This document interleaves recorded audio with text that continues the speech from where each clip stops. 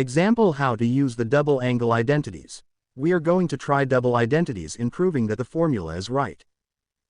Find the cosine value of 30 degrees in double.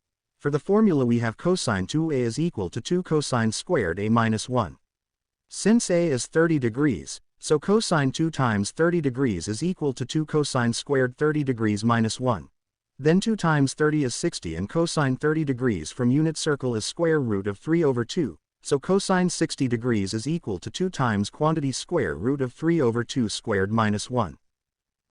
This is equal to 2 times 3 over 4 minus 1, then cancel 2 and 4 with 2, so this is equal to 3 over 2 minus 1. This is equal to 1/2. Cosine 60 degrees is 1/2, so the formula is correct.